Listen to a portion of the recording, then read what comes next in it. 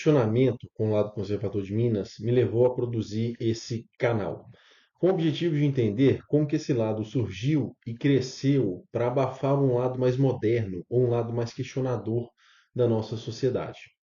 Eu quero dizer que o conservadorismo ele surge em Minas ou em qualquer outro lugar, muitas vezes para fazer um contraponto a um lado de questionamento de parte da sociedade na busca de um maior espaço diante de uma disputa de poder. Desta forma, a minha busca com esse canal é compreender as raízes desse processo de conservadorismo, da luta do moderno e do conservador, antes de chegar na atualidade e ver como que as falas e as propostas atuais estão carregadas de visões muito semelhantes de 200 ou até mesmo 300 anos atrás. Se temos um lado extremamente conservador em Minas, qual lado dessa sociedade foi abafado? Quais vozes e discursos foram silenciados? Bom, foi assim que eu cheguei na história do vídeo anterior dos Caramurus Negros, de 1833. Um episódio de questionamento da escravidão, do envolvimento de escravos em um processo político do Brasil Império, um episódio que me levou a buscar paralelos com a Revolução Haitiana, que ocorreu entre 1791 a 1804. A partir desse episódio, eu cheguei na religião africana, no Voodoo, que alimentou a Revolução Haitiana, religião esta que veio do mesmo local de onde saíram a maior parte dos africanos que chegaram em Minas, a região da Mina, atual Benin. E se os africanos que produziram a Revolução Haitiana saíram da mesma região, então, os africanos chegaram aqui em Minas também carregavam esse conhecimento e essa visão de mundo questionadora e revolucionária.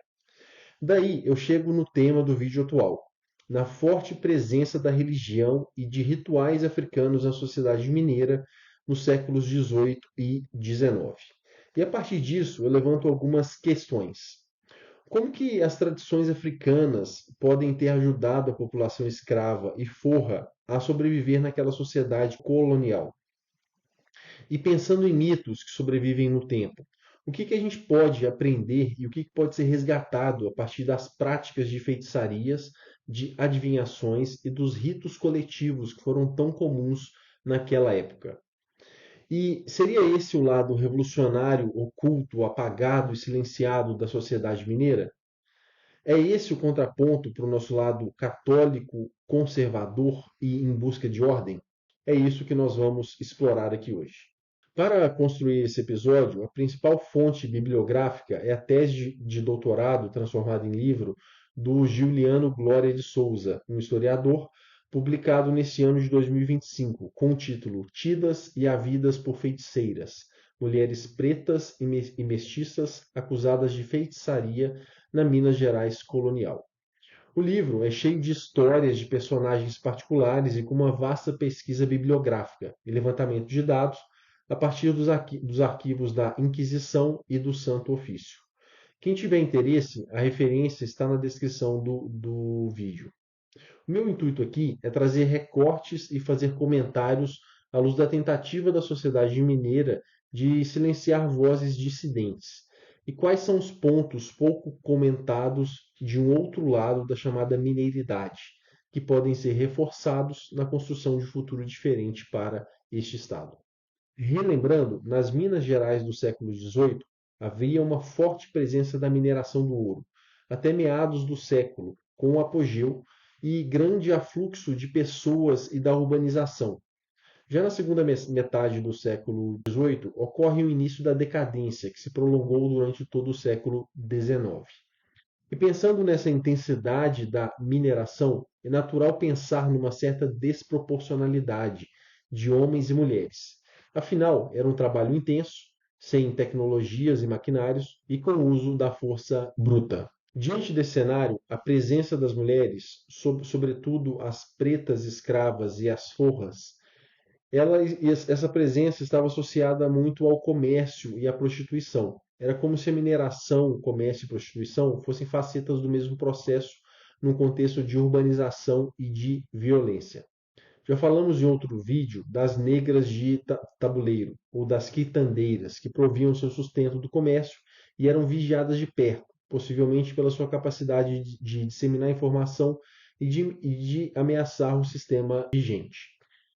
Agora, diante desse contexto, as mulheres pretas buscaram formas de sobrevivência, de adaptação, de resistência e de enfrentamento dentro daquela sociedade colonial escravista. E algumas formas muito presentes em Minas naquele tempo foram os feitiços, as cerimônias religiosas de caráter coletivo, os calundus, as adivinhações e os ritos para curar feridas do corpo e da alma.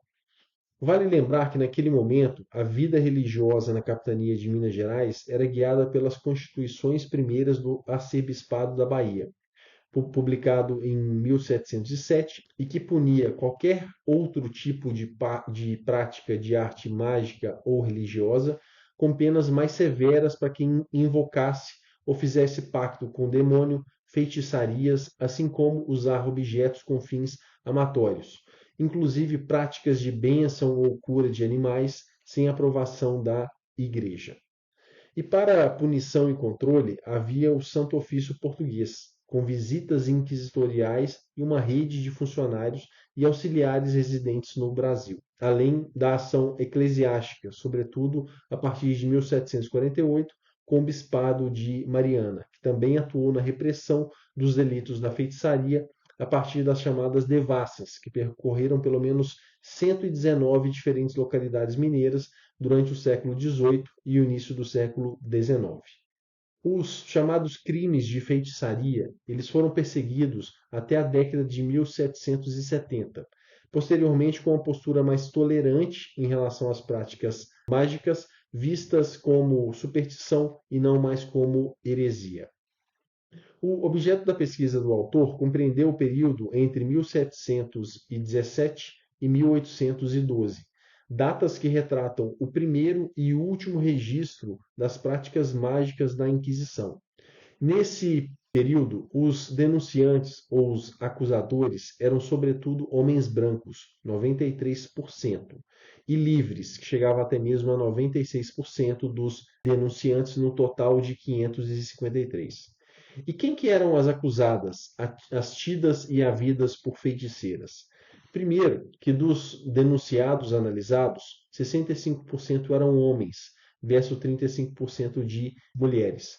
Porém, dentre as mulheres, havia um predomínio de 82% de pretas e mestiças, versus 59% nos homens.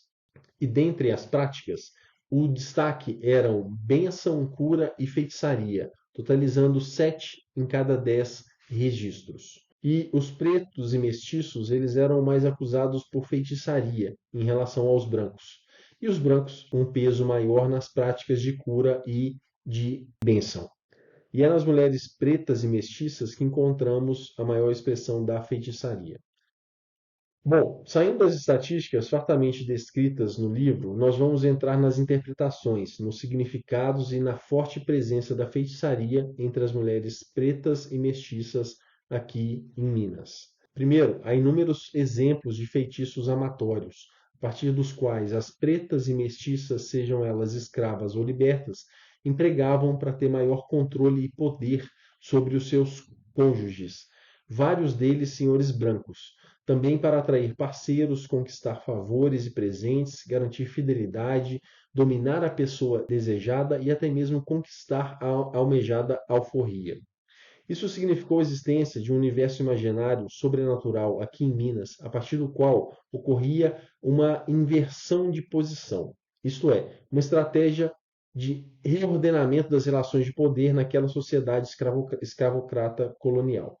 A feitiçaria ela não rompeu o domínio senhorial e também ela não negou a ordem escravista, mas ela criou formas de adaptação àquelas estruturas vigentes de poder, a partir da relação afetiva e da relação conjugal entre senhor e escravizada. É como se a negra passasse a ditar as ordens ao senhor. E é nesse sentido que o autor do livro ele se vale do conceito das relações de poder presente em Foucault, segundo o qual as formas de dominação e de sujeição operam localmente.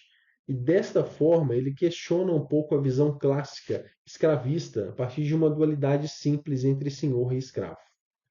Para mim, assim, ok, mas uma coisa não anula a outra. Eu entendo que isso torna a análise das relações sociais muito mais complexa, novas facetas aparecem, mas essa relação de exploração, ela continua na base desse sistema colonial. E a microestrutura de poder, ela não anula a estrutura central daquele sistema escravocrata colonial. E até porque, ao contrário do Haiti, onde a feitiçaria teve efetivamente um papel em questionar o sistema vigente e até mesmo em derrubá-lo, aqui em Minas, essa feitiçaria serviu como um instrumento muito mais de adaptação e não de solução daquele sistema. Bom, o feitiço ele induzia novas relações afetivas, seja para conquistar ou para manter os relacionamentos. Isso garantia, sim, um melhor tratamento, uma nova posição na sociedade e até mesmo negras libertas que passavam a ter escravos e a ter uma ascensão social, a ter uma certa distinção social, mesmo que não se igualasse efetivamente aos brancos. Mas elas garantiam dessa forma uma certa mobilidade dentro do seu próprio segmento social. E, de novo, a feitiçaria ela atuava, usando as palavras do autor, como uma forma de intervir nas relações afetivas e sexuais. Ela constituiu um instrumento a mais de adaptação, de sobrevivência e também de manutenção do sistema escravista. Segundo ponto, a feitiçaria ela criava uma certa aura de medo naquela sociedade. Ela criava uma certa histeria na camada senhorial, que tornava o negro um ser potencialmente poderoso, temido. E por incrível que pareça, ela tornava o negro um senhor respeitado pelos senhores e por toda aquela sociedade. E isso reforçava o poder dessas mulheres pretas e mestiças. Mas, assim, de outro lado, isso também justificava uma certa violência e perseguição em relação a elas. E junto disso, diversas acusações também eram motivadas por sentimentos de inveja, de ódio e de conflitos pessoais. Um terceiro ponto para a gente analisar é que os feitiços eles podiam também ser contratados. Muitas vezes eles serviam como uma forma de obtenção de renda e de conquista de uma certa autonomia, da obtenção de bens materiais e de melhores condições de vida. Inclusive, os senhores e as mulheres brancas também recorriam às práticas, seja para a obtenção de cura, de bênção ou para a proteção do seu patrimônio. E também há uma grande discussão entre os estudiosos daquela época sobre a relação da prostituição e a ausência de oportunidades naquela sociedade. A prostituição ela se vinculava muito à pobreza, muito à ausência de limitações de oportunidades e era uma forma de inserção da mulher na sociedade. E como a prática da feitiçaria estava relacionada a uma nova forma de busca de ganhos a partir de relações afetivas e de relações sexuais, esses dois universos, da feitiçaria e da prostituição, eles foram diretamente associados um ao outro. O sexo proibido, o desregramento sexual, eles foram elementos associados diretamente às pretas e mestiças, como um mecanismo de desqualificação social. E há diversos relatos e histórias de mulheres daquela época que eram tidas, seja como meretrizes, mas também como benzedoras, curadoras e associada a práticas de feitiçarias. E nessas relações há uma dinâmica pouco compreendida ou explorada até os dias atuais. Bom, no apogeu da mineração, seja lá atrás, no século XVIII ou nos dias atuais, o rápido afluxo de pessoas para aquelas regiões e com uma presença muito maior de homens favoreceu e ainda favorece a essa expansão da prostituição. E essa é apenas um dos reflexos do crescimento da mineração. Eu não vou entrar no mérito se havia naquela época e também nos dias de hoje outras formas de obtenção de renda. Isso, para mim, é muito pequeno quando a gente entende que a entrada de uma atividade exploratória ela gera um desequilíbrio muito forte na sociedade e ela induz mudanças significativas naquela dinâmica social local. E que a atuação da mineração em Minas ela continua produzindo esses desequilíbrios, sendo um deles essa diferença entre homens e mulheres na força de trabalho e sim um aumento da prostituição nas regiões onde ela atua. Um quarto ponto para desenvolver aqui é a rede de alianças sociais, produzida por essas mesmas mulheres, tidas e havidas por feiticeiras. Eram redes e alianças que garantiam a sobrevivência melhores condições de vida para as pretas e mestiças e proteção mágica também para os senhores, contra inimigos, seja reais ou imaginários.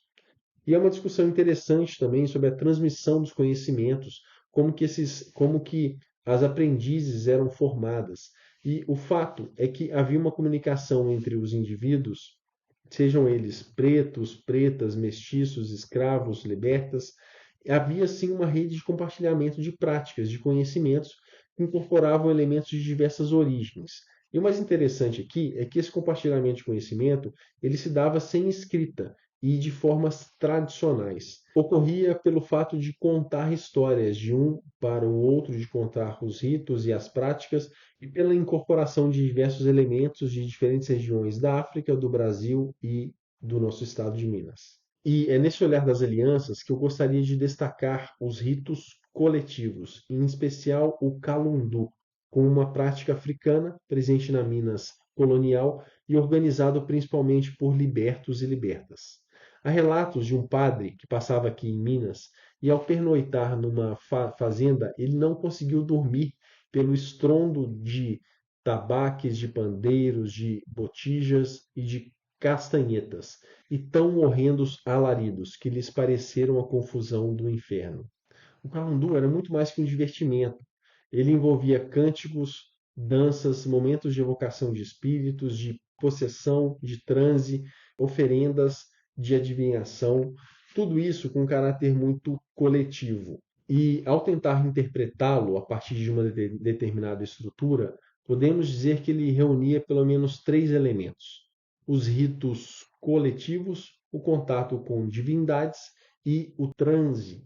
E podemos entender que esses ritos eram formas também de reconstrução de grupos, de novas formas de solidariedade, de constituição de novas identidades, onde essas pessoas que vieram de diferentes lugares da África, e mesmo aqueles nascidos aqui em Minas, estabeleciam e reestabeleciam laços sociais e se tornavam membro de um mesmo grupo, de uma nova coletividade.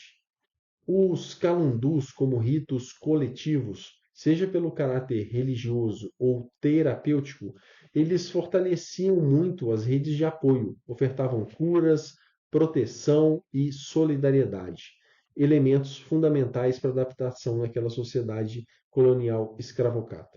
Diante do que foi exposto até agora, fica claro que tais práticas constituem um lado pouco conhecido de Minas, uma nova faceta dessa dita mineridade, com novos elementos de solidariedade, de coletividade e de adaptação, que trazem um contraponto para esse lado mais conservador de Minas.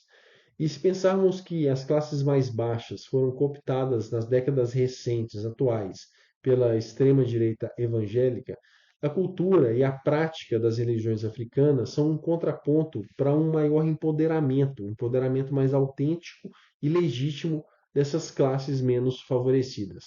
E com um elemento coletivo de solidariedade que nos faz muita falta nos tempos atuais, onde todas as saídas são muito individuais, centradas no eu e não no nós. E é essa busca, é uma busca de encontrar as sombras e novos elementos dessa sociedade e de pensar a partir disso em outros futuros, não só os futuros possíveis, mas aqueles que podemos e desejamos. E vocês já imaginaram, em plena Avenida Afonso Pena ou nos jardins da cidade administrativa, ritos coletivos de calundus com pessoas em transe reivindicando as suas demandas? Ou então em novas formas de inversão de poder, como ocorreram lá atrás, entre pretas e brancos? Bom, em Minas, tais práticas não chegaram ao ponto de questionar o sistema como ocorreu no Haiti, mas as suas origens africanas são as mesmas. E o questionamento e a busca de saídas para um estado de Minas muito mais centrado no coletivo, com menos desigualdade e exclusão, é de fato possível. A caminhada que segue, ainda no tema das religiões e dos elementos poucos conhecidos de Minas, e em breve nós vamos desvelar o livro Sacerdotisas Voduns em Minas e entender como a religião Vodun se misturou à religião católica com traços de resistência e de adaptação. Aguardem. Um abraço e obrigado.